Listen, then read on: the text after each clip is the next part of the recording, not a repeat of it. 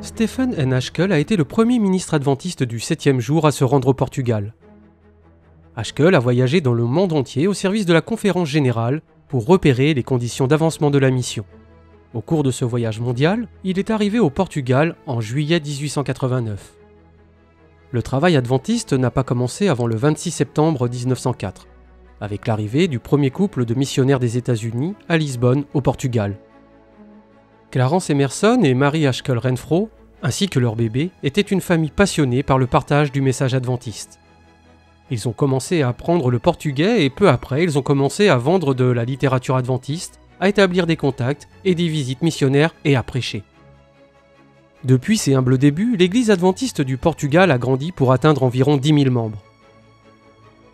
Mais avec 10 millions d'habitants dans le pays, les défis de la mission sont toujours réels et évidents. Il est difficile de partager l'évangile dans les villes en pleine croissance. Les gens sont occupés, distraits et intéressés par des choses en dehors du christianisme.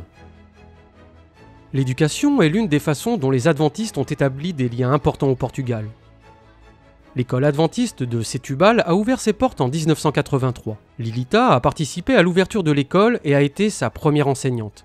Elle se souvient qu'à ses débuts, seuls 2 élèves recevaient un enseignement dans l'église.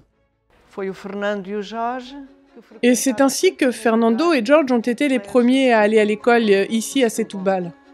De là, d'autres enfants sont venus, puis beaucoup d'autres. À la fin de la première année, nous avions 28 enfants et nous avons continué. Nous avons été autorisés à garder l'école ouverte et de nombreux autres enfants sont venus fréquenter l'école. Les locaux de l'église sont rapidement devenus trop petits pour eux, jusqu'à ce que le bâtiment voisin se libère et qu'ils s'y installent. Les parents ont remarqué que cette école avait plus à offrir que le programme standard que l'on trouve dans les autres écoles. Le développement des valeurs chrétiennes des élèves a poussé des familles à s'intéresser à l'église adventiste au fil des ans.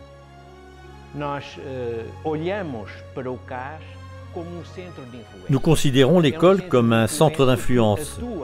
C'est un centre d'influence qui travaille avec nos enfants, mais aussi avec ceux qui ne sont pas de l'Église, qui appartiennent même à d'autres confessions religieuses. Et la grande méthode de travail de cette école consiste à influencer ces enfants et leurs familles qui viennent à l'Église pour des occasions spéciales. Certains vont à l'église régulièrement et nous avons plusieurs cas de jeunes qui ont rejoint le club JA ou club des éclaireurs et ont finalement été baptisés.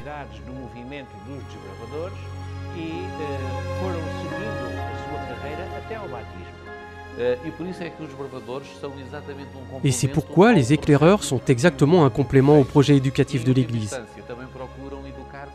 En définitive, ils cherchent à éduquer pour l'éternité. Cette Église, à la base, a clairement une vision de la mission. Et ce que nous avons vu au cours de ces 40 années de travail de cette école de Setúbal, c'est un lien très fort entre ce qu'est la vie scolaire elle-même et la vie de l'Église.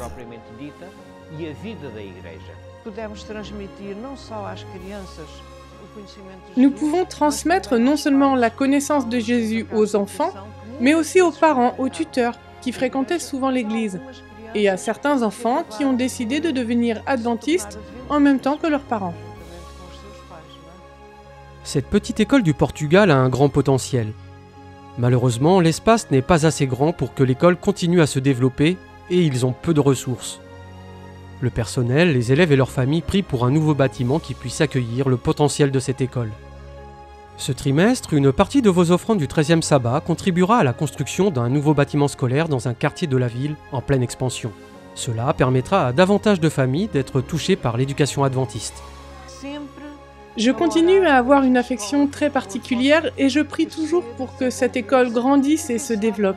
Et qui sait, un jour nous aurons peut-être une école équipée d'installations plus grandes, de meilleure qualité et des conditions plus agréables. Et c'est notre objectif, je crois. Je porte ce projet en moi, cette école est dans mon cœur. Veuillez prier avec Lilita pour ce projet.